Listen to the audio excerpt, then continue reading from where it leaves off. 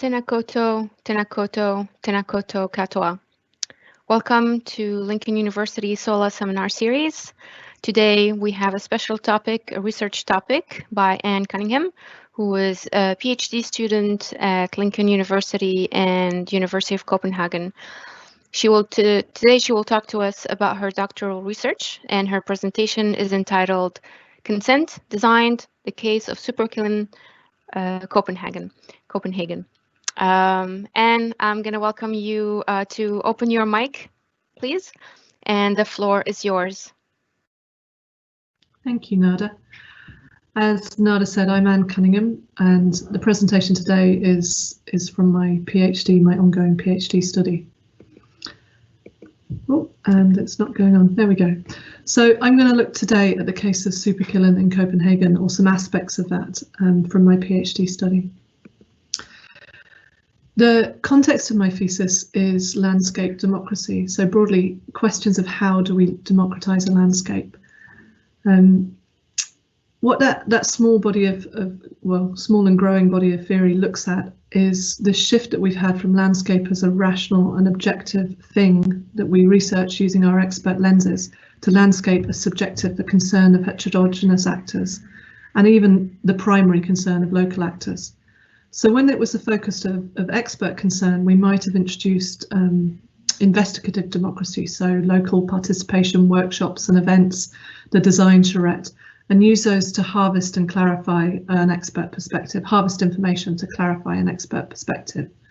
So I guess, you open the door at concept stage and you do some workshops, harvest some information, close the door, do some designing, and then a little while later open the door again and put the designs out there to test them, and do that a few times. But the locals are very much on their external position to the expert practice. So how can we look at this instead in the frame of more substantive democracy? And this is what landscape democracy seeks to do, look at that engagement between landscape and democratic theory. And it's not alone in that, but that is what it does. The phenomenon that I'm studying is the participatory design of landscape democracy. So I undertook a literature review from a local perspective and identified 5 characteristics, if you like. The first was that participation was the principal approach to democratizing design practice. And within that theory, it was considered necessary for good design. So it was a signifier of quality. The second was that professional design expertise was under critiqued. It was normative. It wasn't really looked at. It was how we add local people through procedures and methods to normative design interactions. And then the fourth is that the contextual and political elements of the locale weren't really dealt with specifically. So local interactions outside of participatory design, the formal process of participatory design, were considered as irrelevant and even disruptive. So there's often that characterization of local people as either good participants or as loud voices or bad participants. And then the last is that landscape is the object of participatory design practice, not a vibrant social actor. So it's passive and static within the practice.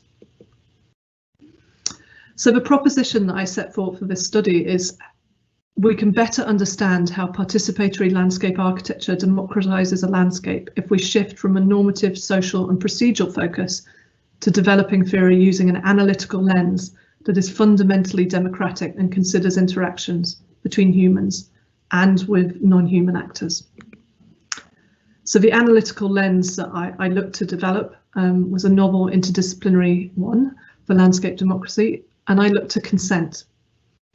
So just to give a bit of background on consent, it's a word we all know, but there's a lot of theory that has shaped our understanding both professionally and colloquially. So consent is the fundamental interaction of democracy. It is the social contract that we shape for how someone acts on my behalf.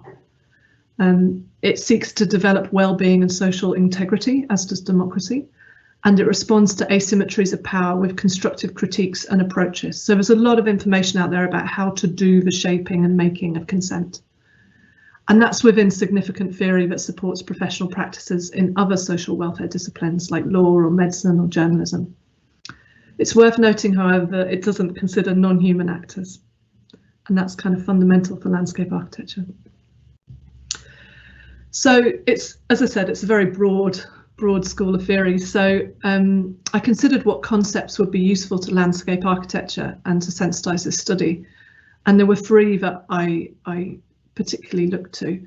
The first is informed consent. And informed consent is understood as made through a series of processes, 4 processes.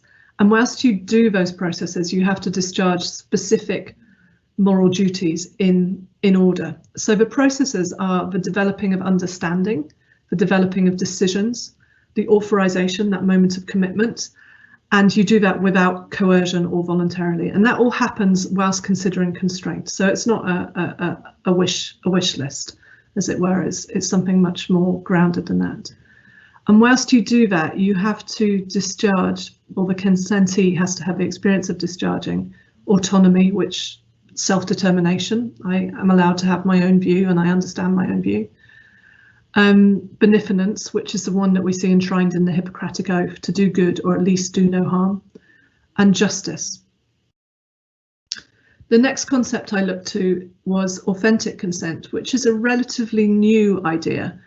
Historically, consent has been judged as achieved if it fits within rational professional norms, if the thing that you do is seen as rational within professional norms. So it's judged by a doctor's consent process would be judged by their peer, another doctor. But recently there has been a pivot in the research, and instead it looks to consent givers' values as the thing that shows that you've achieved consent. And the last is manufactured consent, which kind of builds on this concept of authentic consent. And it's consent is not made when consentee is coerced by normative professional practices. So it has to be based on the consent giver's values. And by practices, that can be how something's framed or how something's done, all aspects of practice. I developed 3 research questions to guide the research. How can we use an interdisciplinary understanding of consent to consider participatory design practice? What do consent-making interactions tell us about the democratization of this landscape? And how could this understanding inform design practice? Because I was seeking to introduce this study of consent into landscape architecture, I looked for a methodology that would ground it there. So I've drawn on constructivist grounded theory, which is a body of theory where you construct your theory from the iterative analysis of empirical data. So you keep returning to the data to check what you're finding, or to develop what you're finding. And then actor network theory, where there's a flat ontology between human and non-human actors. So that gave me a methodology to activate those interactions between humans and non-humans. My research strategy and design. So I took an interpretive strategy to support the interdisciplinary research and used an abductive logic and looked at 2 case studies. And between them, there was a kind of exploratory and progressive approach between the cases. So the second one responded to the early analysis of the first one. The data collection was through key informant interviews, participant observation and participant interviews, documentary research, and in the case of the second one, photographic documentation of landscape interactions. And the analysis was done predominantly through coding, memos, diagramming and storylining. The 2 case studies are both landscapes at the interaction of local and municipal scales. And they're both cases where participatory landscape architecture aimed to address democratic concerns in that locale. The first one, which I won't look at today in any depth, is Aro Valley Community Landscape in Wellington. And there I focused on the actual process of participatory design of a local landscape. And the second one is Mjølnerparken, Superkilen, Copenhagen, where I looked at the contemporary life of a landscape and considered it in relation to the initial participatory design practice.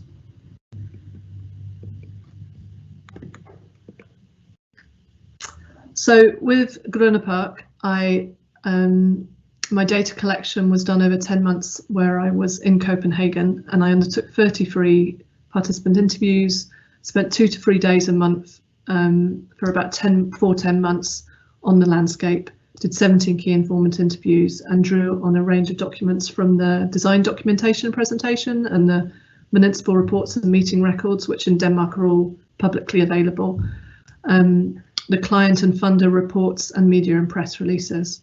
And I also used the archive, particularly the Luftwaffe photographs, to understand the landscape before it had been designed as Superkilen.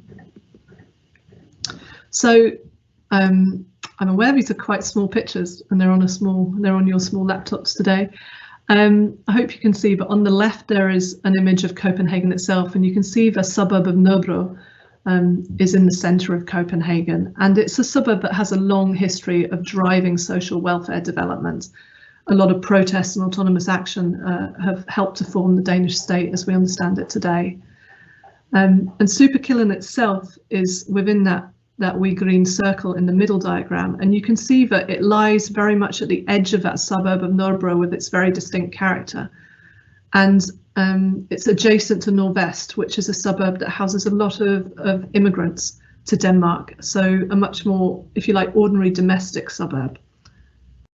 And then the image on the right shows how Superkilen was actually designed in 3 distinct areas. You've got the Rødplads, a red square at the bottom, and then the black square in the middle, and then the one that I'm looking at, which is Mjølnerparken, the green park. To the left, alongside Mjølnerparken, if you start at the northern end, you'll see that there are 4 blocks of social housing to the left, so to the west. And these 4 blocks are Mjølnerparken. Inlies the stimulus for designing Superkilen. So Mjølnerparken is at the intersection of the politics of race and integration with placemaking in Denmark. It's a place understood and symbolic in the media as being outside Danish cultural norms, and it's notorious for poor socioeconomic outcomes, gang violence, and even terrorism. To clarify this perception a little bit, the label of terrorism lay when somebody who had committed a terrorist attack in Denmark actually went and changed their clothes in Mjølnerparken, but it became the place where he lived and everything else in the media. So it's very much the poster place for the Danish government's highly contested ghetto policy. And in the bottom right image, you can see the Prime Minister of Denmark, or the then Prime Minister of Denmark, announcing this policy, standing on Superkilen adjacent to Mjølnerparken, or the land that did become Superkilen. So the municipality, Copenhagen municipality, set a brief to design social change, and this is how they announced it to the public. With an architectural boost, the goal has been to give the neighbourhood around Mjølnerparken and Nørrebro and Copenhagen a new and more positive identity for the benefit of those who live in the area. The locals must be proud to live in the Mjølnerparken district, and the district must be a place that entices people from outside to stop by and use the area's attractions. The establishment of a Superkilen as a new urban space is one of the important elements in these efforts. So there were 2 other projects within the Mjølnerparken renewal, but Superkilen is definitely the highest profile one. In order to respond to this brief for designing social change effectively, the design team introduced a new way of doing participatory design on top of the ordinary way, and they called this participation extreme.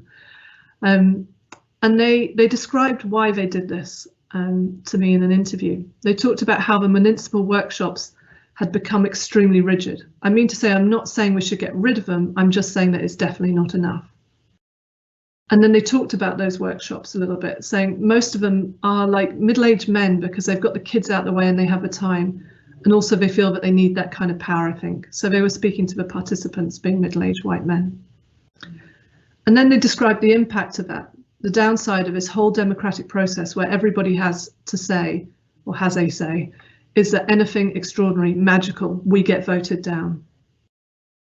So instead, they described a way to introduce the magic, which they called participation extreme, and they did their own system on top of the other ones, or underneath it, was how they described it.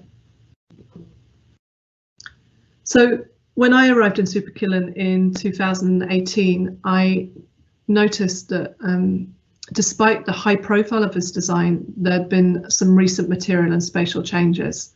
So if you like, since the opening, there'd been a shift in the social material contract that the designers had changed in response to that initial brief. It's hard to identify on here, but you've got the landscape opening on the left and the landscape in 2020, which is diverging from the designs. And my study was to look at that divergence. So today I'm going to focus on one aspect of one area that I looked at, and this is the leg area, which means play area. And I will set out some of my findings from there. So I will explore how a lens of consent can reveal new ways of how a design practice is framed and influence the interaction between local actors and non-human, and local actors, human and non-human.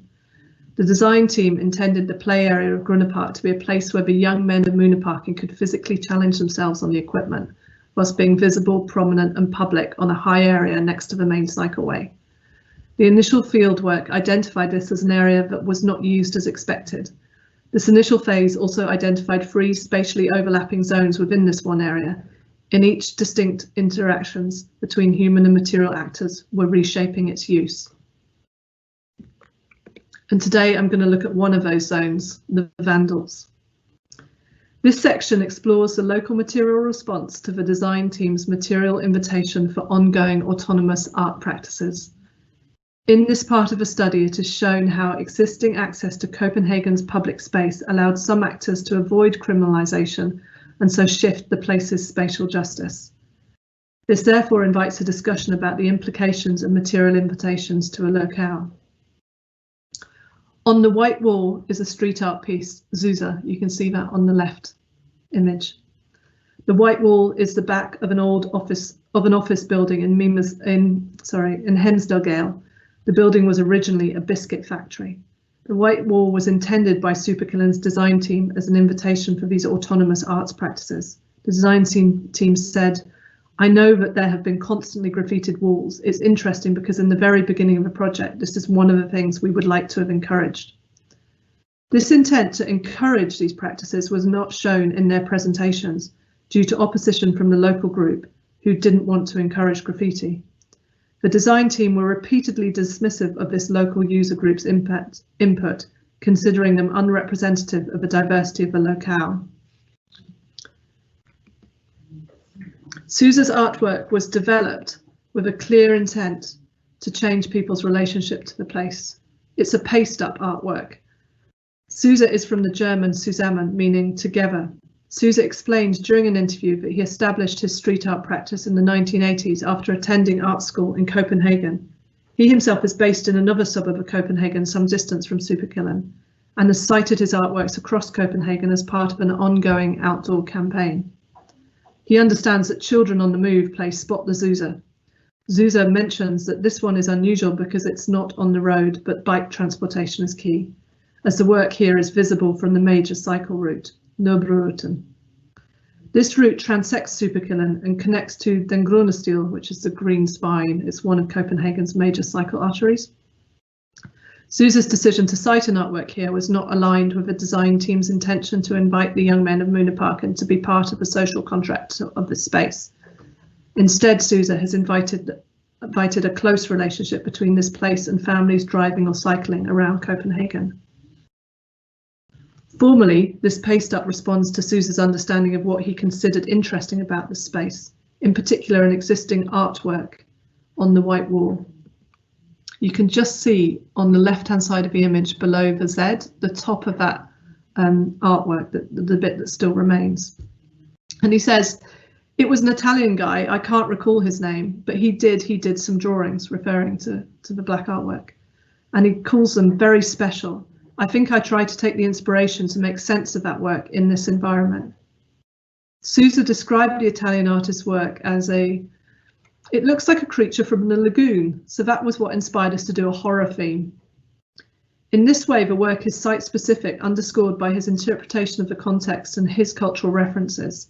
The design team's intention was to amplify the young men of Mjølnerparken, but this is absent from Souza's practice. Souza was aware of the work being local to Mjølnerparken and explicitly considered how he could do good or be beneficent in this context. Here you can see two images which show a view of the wall from Mjølnerparken. As you can see, it's actually a view through a locked gate, intended to stop people from Mjølnerparken driving through that area. Souza describes how Superkilen intends to be multicultural because of the people around here. He describes his response to what he knows about that multicultural population, particularly those living in Mjølnerparken. The mint green letters in the composition are straight from a B horror movie responding to the Italian lagoon monster. Behind the letters is an action painting referencing the American artist Jackson Pollock. Souza describes his work as inspired by America but turned into Danish. The action painting was going to be complementary to the green, red, but instead Souza decided on pink because it's gay and soft. Souza and his team explained how this decision was made to avoid causing local harm, and how this was underscored by their perception of Mjølnerparken. The design intent of Superkilen was to improve the perception of the area.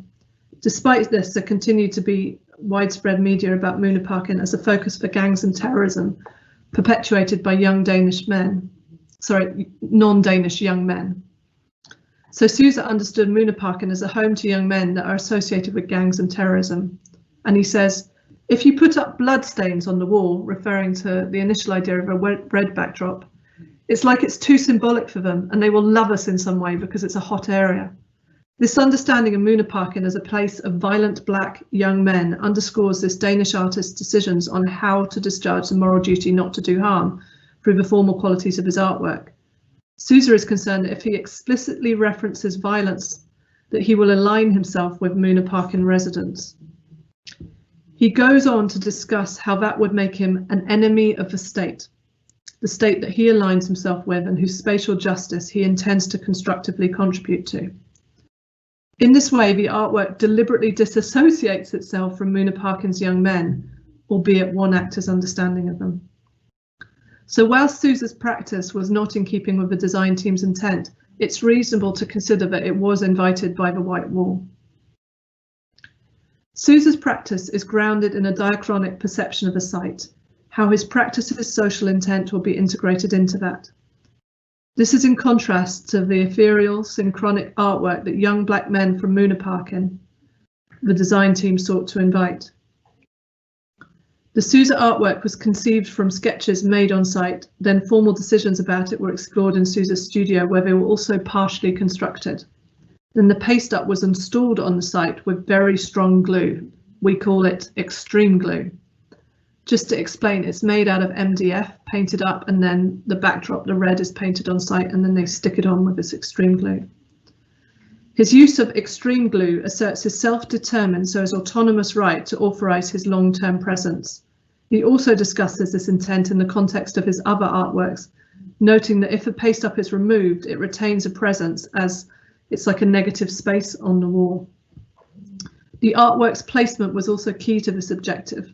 He says, I love that it's higher than everybody else can reach, untouched by the ongoing project for the guy who's removing graffiti.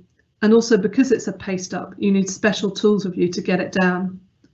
So Souza is bringing together a defined social intent to shift who this place is for, with specific practices that support the artwork's permanence. Again, this is coherent with the material invitation of the white wall, yet has contributed to a shift away from the intended social intent of the place. And here is an image down the back at the bottom of the white wall, and it's actually a very steep bank there. I don't know if you can see it, but he describes about how he installed the work on the wall. So Souza's shift in the social contract of this place was supported by implicit social factors. Souza's self-proclaimed themselves as Vandals. They described a carefully planned installation. And this is how he describes it. Sunday is our good day. 8 AM in the morning, not much traffic, but still it is daylight, so it doesn't look like you're illegal. You look like a grown-up. They have prepared an excuse if challenged. We're putting it up for a movie that's going to be filmed on Monday. But no one questioned them as they placed a borrowed painter's ladder on the back slope. They understood that they weren't questioned because we are at least 5 years old Danish guys. It's a trick we use. Souza's arts practice responds directly to the conditions of their social autonomy. That autonomy is fueled by their gender, age and race and leads directly to his interpretation of what is good, so what is beneficent, and what is just, being present in this place. So whilst autonomous arts practices had been assumed by the design team to be potent for those failed by institutionally framed opportunities. In fact, the opposite has happened. This study shows how autonomous art practice is here an act of privilege open to those with existing social autonomy within the Danish state. So this wall does not disrupt spatial justice to amplify or even include the young black men of Mjølnerparken. This is confirmed by a wider analysis of the marks on this wall. Souza and his team remarked that many graffiti tags here are like their own from across Copenhagen rather than being local to Superkilen. Souza understands that most are from wider Copenhagen artists. Some, in fact, are from tourists. So people come from all over Europe and even the world to do graffiti on this white wall. And that's in part because the profile of Superkilen has an international status. For instance, the Italian artist Monster has now been covered by the tag DYSO. If you can see in the top left-hand corner, the 4 black letters DYSO. And this is a tag that Souza notes is not native to this place, Mjølnerparken and Superkilen, but is found right across Copenhagen. When I undertook participant interviews with young Mjølnerparken residents, they didn't recognise or know residents working on this white wall. So this section has explored why that is through the lens of consent. Particular attention has been drawn to how autonomy is discharged and then catalyses the discharge of benevolence and justice. This section also shows how consent is shaped through the framing of materials by specific social actors' understandings and practices. In summary, this space has not developed greater consent for Mjølnerparken residents, especially those young black men, despite the designed imitation of a white wall. And the wider intended shift in the design of Superkilen has not happened. In this way, Superkilen has not materialised its disruptive intent, but has provided opportunities for Danish men to frame and shift the spatial justice of this place adjacent to Mjølnerparken. Okay, thank you. I'm hoping you have lots of questions for me. Thank you, Anne. So if you go into the Q&A, you can see all the questions there. So I invite everyone to please put your questions in the Q&A for Anne to answer. What is ontology? Oh, dearie me. The question that every PhD candidate dreads. Yes. I actually don't feel equipped to answer that question today. Gosh, that's a really hard one. I don't feel equipped to answer that well today, but I'm quite happy to send through some references and things from my methodology chapter if somebody's interested in that. I'm not sure who's asking that question. Yeah. That's a tough one. Yeah, I thought I'll let you see it and see how would you like to answer it. Yeah, I think. But thank you very much for. But thank you very much for a very, very interesting presentation. Looking at public spaces and how they are received by the community is always an interesting take, because there's always the designer's intention and the way it is appreciated or not. So I say appreciated in the larger sense of the term by the community. So it's a context that I personally am not familiar with, Copenhagen, and how and even the culture there. But if I can relate it back to Christchurch, because I only moved recently to Christchurch, we do have lots of graffiti, and it seems like something to be more accepted. Correct me if I'm wrong, here in New Zealand. I think that's interesting, actually. I think it's a slightly different arts practice here, and perhaps doesn't relate so clearly to that kind of 1980s American graffiti practice. It relates possibly more to mural-based practices, but that isn't really my field. But yeah, I suspect it has slightly different roots here. Yeah.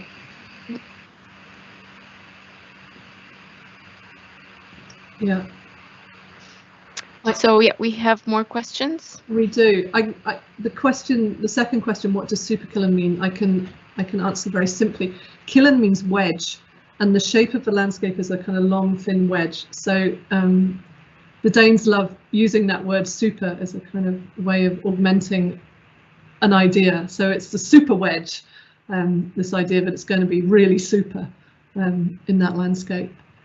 And the other question, where could you see this kind of approach being best applied or trialled further in New Zealand, is a question very close to my heart, as I spent 20 years before I did this PhD working with local people who were, their spaces were undergoing change.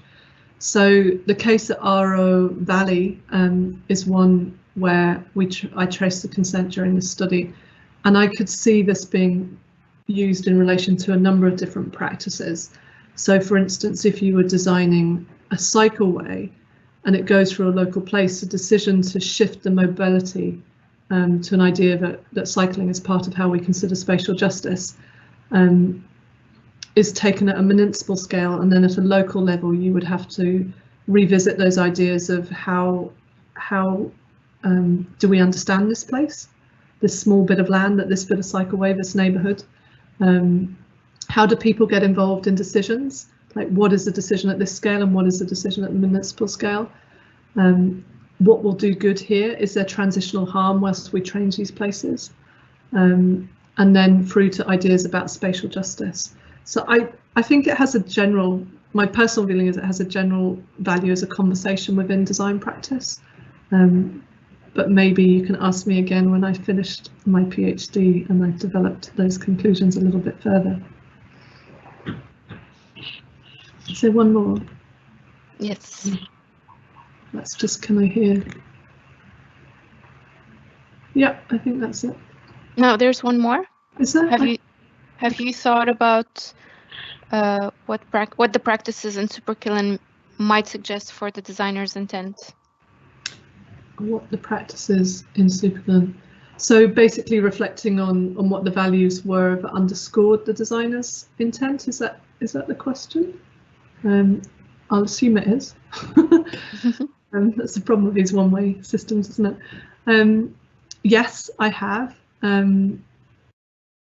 One of the bits I'm writing up at the moment explores who those design teams were, and the fact that they, whilst they were globally recognised designers, they were actually from Nobro. So they brought an understanding of diversity and dealing with non-ethnically Danes, as the Danish say, to their designing of Superkilen. So I think that there is a clear relationship between those designers' values and, or the study's shown that there's a clear relationship between the designers' values and the practices in Superkilen in terms of the initial design, and how that plays out is what I've talked to today. Does that answer the question? I'll say yes. Okay. Oh, we have one from Simon. I'm gonna publish it. Let's have a look. It's in the published section. How has the local migrant relationship at Copenhagen University informed your understanding of consent when compared with your new house? Oh, Simon. How has the local migrant relationship in Copenhagen informed your understanding of consent when compared to the New Zealand case? I think there is one thing that is very different in Denmark to the situation in New Zealand, and that's that the Danish social welfare system has developed around a fairly homogenous, well, a very homogenous culture, which I would speculate is part of a reason that it functions so well. There's a lot of very shared values and practices across the population. And into that has been introduced migrants with different values and different cultures. Whereas in the New Zealand case, you've got almost the opposite, where people are looking at ways to investigate what Pakeha can do in relation to indigenous relationships to the land. So they're kind of two different journeys around how you deal with heterogeneous modern or contemporary populations. Is that what you're speaking to, Simon? And how has that informed my understanding of consent? Yeah, I think one of the things it's done is help me to understand that there's different people have different interpretations of the moral duties. So what one person defines as justice or benevolence or autonomy is a different set of practices to another. And in fact, it's not necessarily about treating everybody the same, but understanding those different relationships to the landscape and how to frame whose interpretation or which interpretations, or how you're developing an interpretation of those moral duties.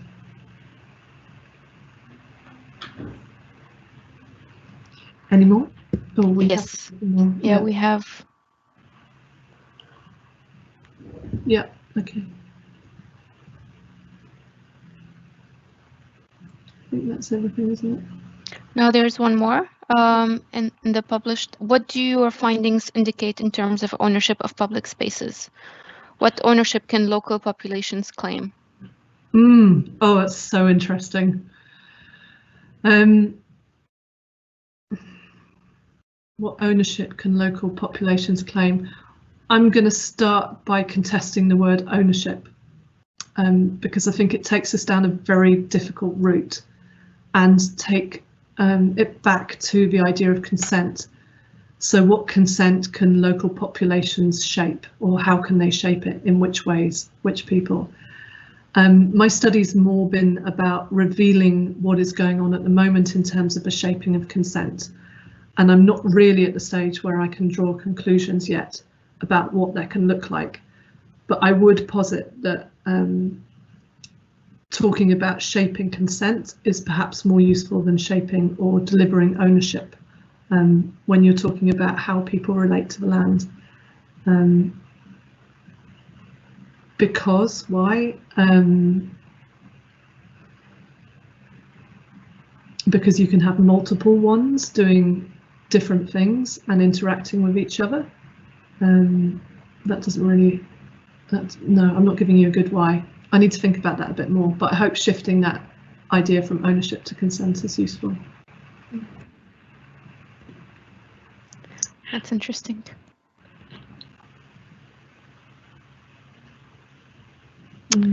Okay, well, I think that's it for the questions. Great. That's great. Thank you all for being with us today, and thank you, Anne, for a very interesting presentation. Thank you.